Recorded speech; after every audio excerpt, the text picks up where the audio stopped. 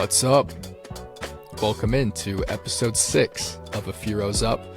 This is a really fun one that we got for you today. My dad is joining the show, and he's going to be putting me on the hot seat, asking some questions. I'm going to ask him some questions as well.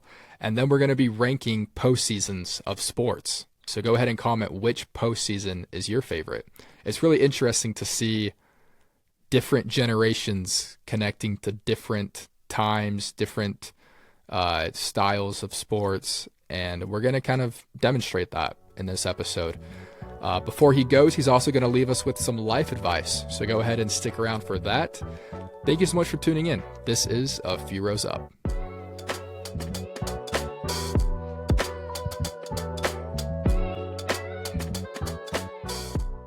Now joining the show, Alaskan fisherman, Boston Marathon runner, and notorious hater of the band Journey, my dad. I didn't know you'd have that intro on there. How's it going, Pop? Good, real good. Hi, Press. How are you? Doing well. This is my dad's first time on the show. A lot of you probably know my dad, have talked to my dad, but we're going to kind of do a little get to know you. So we're going to put my dad on the hot seat. He's going to put me on the hot seat.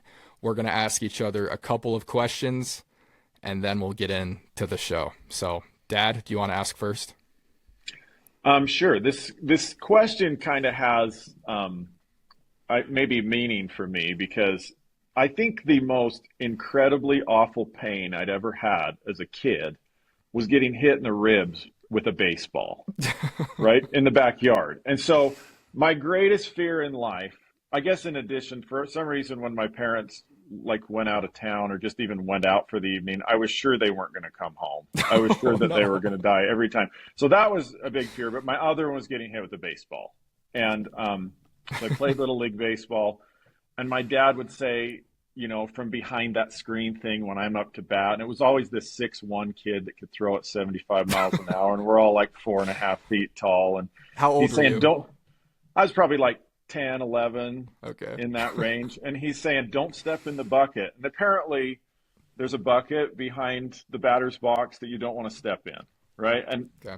This kid pitching, he also did not have any sort of precision or accuracy with his pitches and could throw at 75. I'm like, okay, well, then I'll step beyond the bucket. Like, I'm getting out of the way of this thing. And so it was just a fear of mine. So here's your question. All right. Preston, would you rather be the guy who holds the record for being hit by pitch the most of anybody ever, or would you rather be the pitcher who has hit the most batters? And as you think about that, hold on, as you think about that, I have the actual people here. Oh, interesting. Okay, so Huey Jennings, this is like the end of the night, or end of the I guess the beginning of the 1900s, end of the 1890s to 1900s, Huey Jennings, this is professional baseball, was hit 287 times by pitches. And it was only he mostly, if I looked at it right, he was mostly like full-time playing baseball for about 7 years. It's a lot of hit by pitch. Yeah. He was hit a lot. And at the same kind of era, so his name was Huey Jennings. There was a guy named Gus Wehing, I guess you'd say it that way. He was the pitcher who hit 277 batters, like in a similar time frame. So they hold the record for professional baseball. And so, did he ever hit the other guy? That's a great question. And I asked that to AI, right? And they did not keep any sort of historical record of who hit who, but it said it's highly likely, because they were contemporaries, and you know, in that same era, it's highly likely that Gus Wehing hit Huey Jennings at least a few times. Yeah, I would. So which one would you rather be? Wow. Okay. Very good historical tidbits there. I think I would rather be in the job. Like, I'd rather keep my job. And I think getting hit by the pitch, getting on base, would keep your job more than if you were a pitcher hitting everybody with their pitch. So, I love it. Okay. Maybe that would be a bad line of work, is just getting hit by 90-mile-an-hour fastballs, but whatever pays the bills, I guess. All right. Your first question.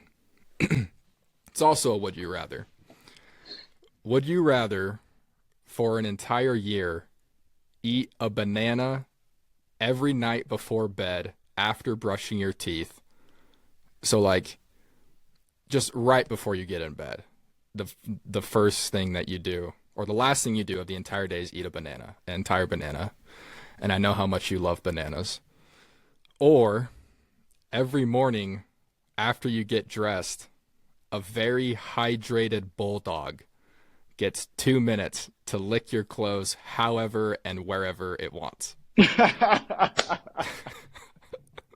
Oh, that's a great question. You know how much I love both of those things. Oh, goodness. Oh, Do you want me to repeat them? Or do you have no, it? no, no, no. I can't even. I don't want the words going through my head again because it's making me have a little throw up in my mouth, both things. So that's right. Like, okay, is the bulldog for a year? Yeah, Also, is they're this both both a year time yeah. frame? They're both for a year, and you have to wear your Lulus every day. Oh my gosh. I've had so many experiences with dogs just touching me with that wet nose and it goes through the Lululemons all the way to the skin. Like I can't even handle it. I actually think I'd have to go the banana. As terrible as that sounds to me, I think I'd have to go the banana. Okay. What if I told you that the banana was dipped in ranch? Maybe we're back to the dog now. I love ranch, but that would just destroy ranch for me, I think. All right. Okay. No, yeah. We'll keep the original answer was the banana, right? Yeah, yeah. All right. Okay. Next All right. question. Next question. Hmm. Okay, it's another sports. Like, I guess I don't know why in my brain I have these infamous statistics, but here's another one. Would you rather be Fernando Verdasco, who had the record for the most double faults in professional tennis at 3,882? He double faulted a lot. Okay. Or would you rather be Ty Domi, NHL hockey player who has the record for being in 333 fights? My goodness. And that's out of 1,000 games. So this guy, like every third night, he's Yeah. going at it. He's batting like 330 or whatever. 333 or whatever. And he also racked up 3,515 penalty minutes. Wow. Okay. Um, that's so crazy. I don't even know how to skate on the ice, let alone try to fight somebody doing that. I was always growing up, like if you ever took us to like the skating rink or whatever, maybe like once or twice, I would just be holding onto the fence the whole time. or just or just falling on my butt. So I'd lose all of those fights probably. And double faults, there's actually there's an advantage to that stat a little bit because the other player never really knows your next move.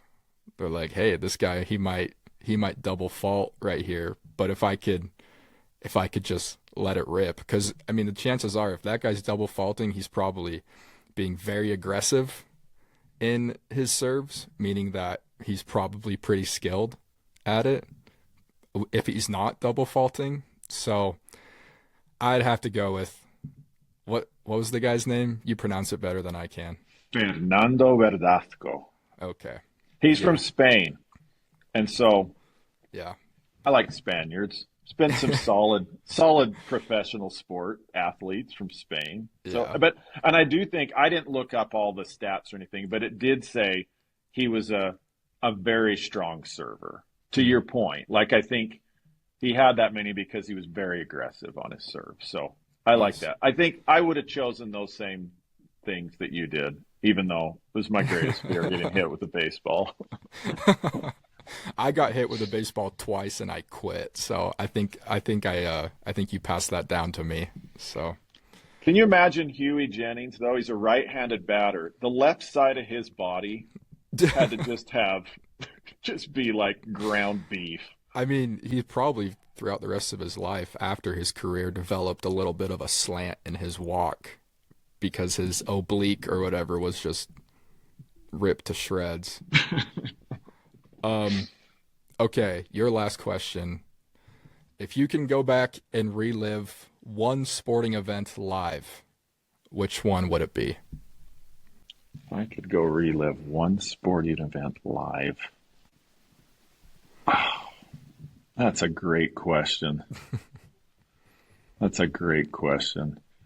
I think it might be Game 7 Red Sox Yankees in '04 when they came back from 3-0 down. If I could be there for Game 7 when the Red Sox beat the Yankees, that's the one that pops into mind. I told you, that's like next on my bucket list is going to Fenway Park.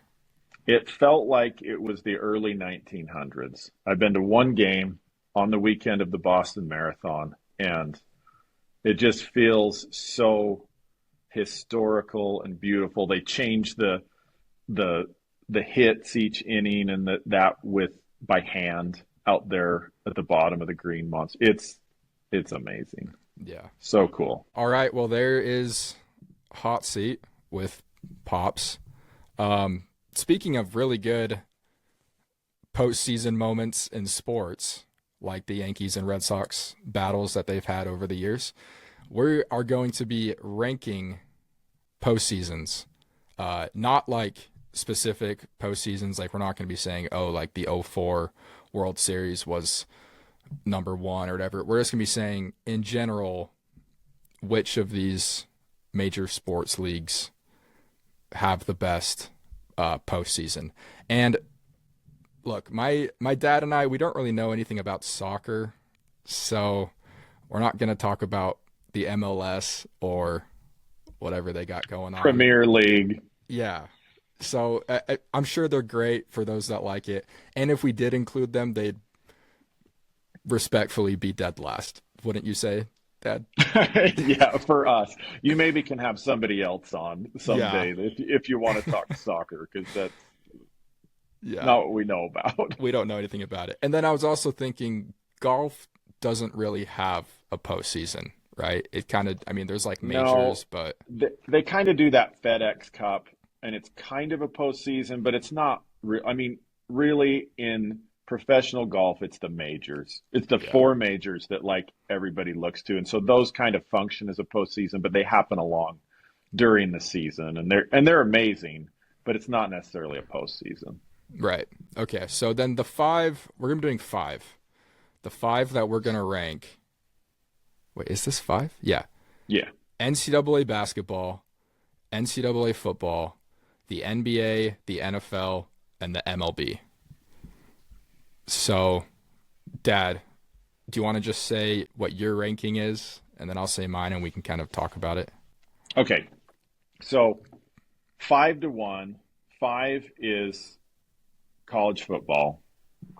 4 is the NFL. I'm weird, and I do want to explain. 4 is the NFL. 3 is NBA.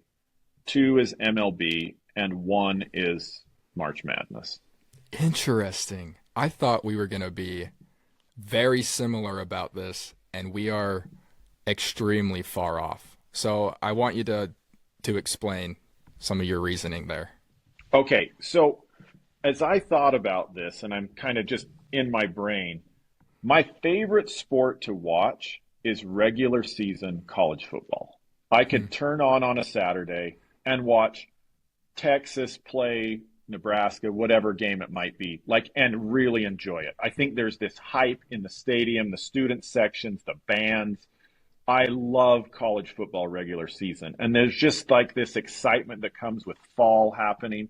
It's my favorite sport is college football, but I haven't felt it on the postseason piece. And I think they're getting it better, but weirdly enough, growing up, I loved the whole bowl season and I loved all the games, but there was the challenge that who is the national championship when I was a kid?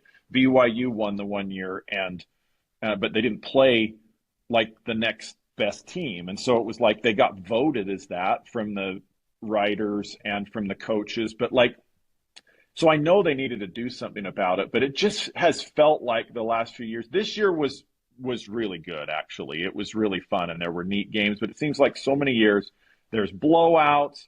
You kind of know who's going to be there. There's not drama to it. And I think that's why that was five. And on the opposite end, number one, March Madness is all drama to me. And I think part of it is, I think part of this, and I kind of felt like you and I would be a little bit different only because it's our experience with it, right? Like as a kid, we went to tons of the NCAA tournament games because they were always in Salt Lake City or sometimes in Ogden. But like there was one year I went to 4 games on a Thursday up at the University of Utah on the opening round of the NCAA tournament. And then we drove and went to 4 games in Boise on Friday. Like just drove, went to 4 games, and then went back and went to 2 games on Saturday back at the University of Utah. Like 10 games. There's just this hype. And like what other one can you just have a complete, Cinderella come out of nowhere that kind of that just makes all this noise. I just think the drama of it is amazing. And then I put number 2 as MLB because of a similar thing, right? Like there's just, you don't know what's going to happen. There's so much strategy with these managers, and they'll bring in a pitcher for just one batter, or they'll pinch hit for one pitcher. And there's just so much strategy. And I've just seen so many amazing games over the years and series and comebacks and just weird stuff that happens, like with the Cubs, where they didn't. There's just enough. I think it all goes down to drama for me, and it like NCAA tournament, MLB. It's just drama in my mind, and then NBA. I grew up with the Jazz, and we had all these amazing playoff series with the Rockets and the Nuggets and the Supersonics, and then obviously with the Bulls those couple of years in the finals. I was able to go to a lot of those games. I didn't go to any of the finals games, but with Michael Jordan and the Bulls. But like, it was just, there was this just excitement about it. And then NFL, I will say that is a low ranking, the NFL for me being fourth on that, because I just haven't followed NFL as much over the years, like as I've been older. But like, the last couple of years, 2 or 3 years, watching some playoff games, they've been just incredible games. And so I will say it is probably lower than it should be. And then, like I talked about, the football, NCAA football. Nice. So there you have it. Okay, so just say one more time, 5-1. NCAA football, NFL, NBA, MLB, NCAA basketball. Okay. So I have 5th is NCAA football. 4th, this could be a hot take, is NCAA basketball. 3rd is MLB. 2nd is the NBA, and 1st is the NFL. So I want to explain. I mean, like we kind of talked. You already mentioned, you hit the nail on the head with college football. I agree that like week to week, it's really fun and it's exciting that you can turn on any game and it can be exciting. But when the postseason comes around, it seems like the further along you get into the postseason, the more boring it becomes. And that is sort of the rationale for my entire ranking. I think college basketball, that Thursday and Friday that starts off March Madness, are maybe like the 2 best days of the calendar year. Especially growing up, I had teachers put those games on like in middle school. They put them on for their class period. They had a huge projector in the cafeteria that showed those games, just like those Thursday and Fridays. And then, you're looking at your bracket being, okay, like crap, like this team just busted my bracket, or, it's very communal, I guess, that excitement that comes from those 2 games or those 2 days. But I feel like after that, it just slowly starts to get more and more disinteresting to me. And maybe that's because I a BYU fan and they just don't really make it far, so I just kind of stop following it. Hmm. Um, or because I'm just really bad at picking those games and my bracket's already busted by then, so I'm like, yeah, what's the point? Um, but that's sort of my rationale for college football and college basketball. Also, those are the two that are subjective in their placements. Like college football, it's a bunch of guys sitting around a room and saying, we think that this team should be in, and we think this team shouldn't be in. And like that's how they decide it. And then college basketball, I don't really get as irritated about that because there's like 68 teams that get in. So like if you're the 69th best team, like sorry, dude, like be better. You can be better than that. You know what I mean? Hmm. Um, but I think that that's also a reasoning behind that. The MLB, I agree with you, is so exciting.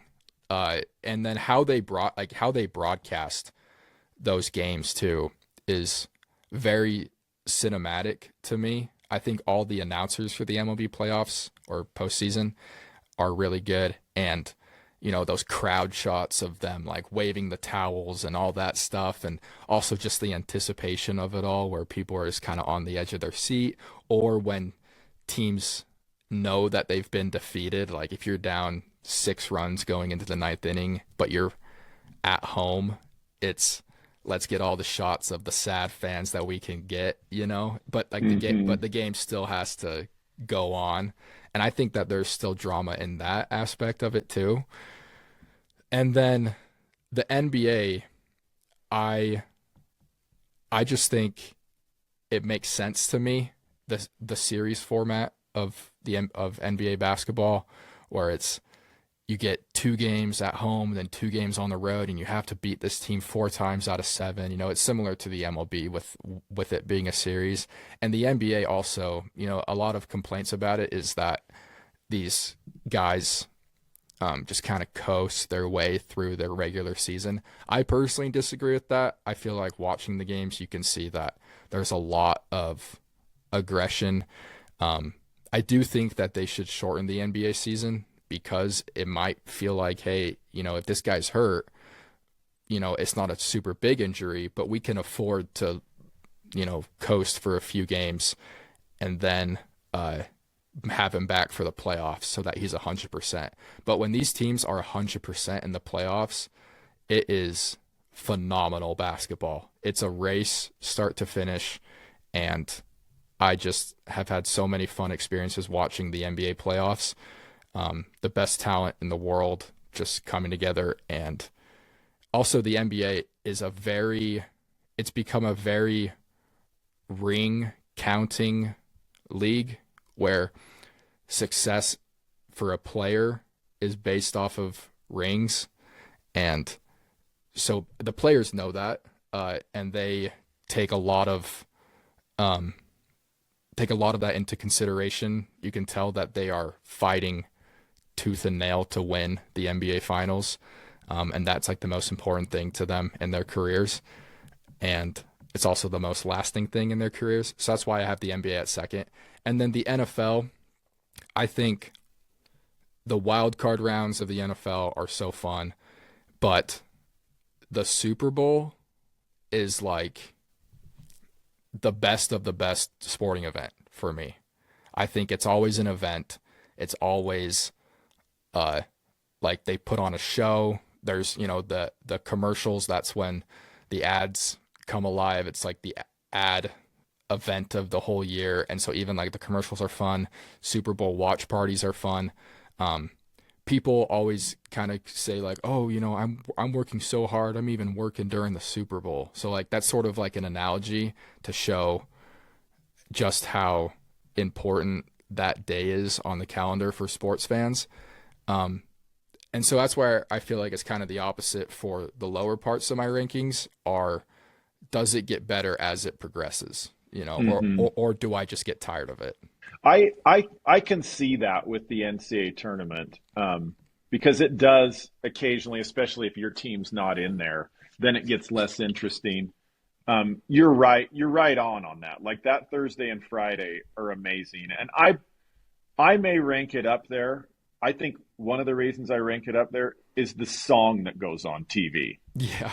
Da da da da dun da da dun dun da da dun dun da dun da da. Like I Yeah. can't. I hear that noise and I get like tingles.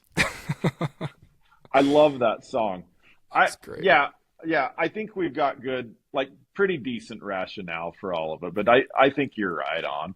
Yeah. So I think Cool. one interesting thing that you mentioned that you do hear a lot of people say that, oh, the NBA isn't like it used to be, and all of these things. And I don't know. I know that there's just political reasons for a lot of people that say it, but I think most of us that might think that probably don't watch a lot of NBA now. Like it really probably don't watch any NBA because it is, I mean, there are some teams that it's kind of one-on-one basketball, and we know that that's out there a little bit. But I think for the most part, these players during the regular season and then it's up a notch during the playoffs, they are playing incredibly hard and incredibly good basketball. Like the just watching like you and I have talked about the Cleveland Cavaliers and some of these teams in Oklahoma City, that it is beautiful, amazing basketball Yeah. if you watch it. If you watch it, yeah. Well-oiled machine for sure Hmm. going on in the NBA. So yeah, there's our rankings. Uh, my dad and I, we love sports. We love, especially when postseasons come around. And so I was really curious to see what his rankings were going to be. Before we go, I want to hear if you have any life advice for any of us before we get out of here. Okay, just a couple of things. All right. I was going to say, you always hear this, and so I'll give this advice. Don't follow the crowd. Well, unless the crowd is like a real great crowd going somewhere real cool. Like if it's a whole crowd like going to some MLB playoff game, like follow the heck out of that crowd, you know? And I was going to say, become an expert at something or like be mediocre at a whole bunch of stuff. Like I feel like I'm like not an the only thing I'm expert at is like making guacamole. Like I'm super good at that. But like Oh. everything else I'm just kind of, and I know you can't even eat it. It makes your stomach hurt and that kind of thing. But like I'm really good at that. But other than that, I'm just kind of okay at a whole bunch of stuff. And that's okay too. So be an expert or like do a bunch of fun stuff. The other thing I'd say is like I think we should give people a break more. You Yeah. know, obviously, with the exception of people who are bad, like abusers and murderers and stuff, racists, like we don't need to give space for that. But like the vast majority of us, like, let's give each other a break. I make mistakes and I say something dumb or whatever. Like, I feel like we should be kind and give each other a little break for the people that we are around. And then the last thing I'd say, this is important, stay in the batter's box. I was so glad that you gave that answer. I had to really think like if I would be the hit batter or the throwing the pitch, and I'm with you. Like I'd have to take my lumps. I'd probably have to like eat a lot more so I had more, like as a little kid, put more meat on the bones to pad some of that stuff. But the cool thing about it is that Huey Jennings, he's in the Hall of Fame. So he got plunked 287 times, but he had 1,528 hits. He had a lifetime 312 batting average and Wow. almost 800 OPS. And that's on base plus slugging. He didn't hit a lot of Right. home runs, hardly any, but he got on base a lot because he got hit and he got a bunch of hits because he stood in the box, right? Mm. So in 1945, he was in the Hall of Fame. So even though he has this somewhat infamous thing, and I didn't do that as a kid. I gave up on baseball like you did because I didn't want to get hit by the pitch. But like, I think symbolically in life, like stay in the box. Yeah. We're going to get hit. We're going to get plunked. We're going to get have some bad days and some bruises and some crash and burns and that kind of thing. And But swings and misses, right? and swings and misses and strikeouts and pop ups in important times. But like, stay in the box because that's the only way to make possibilities, whether you're working on a business or school or relationships or whatever it might be, like stay in the box.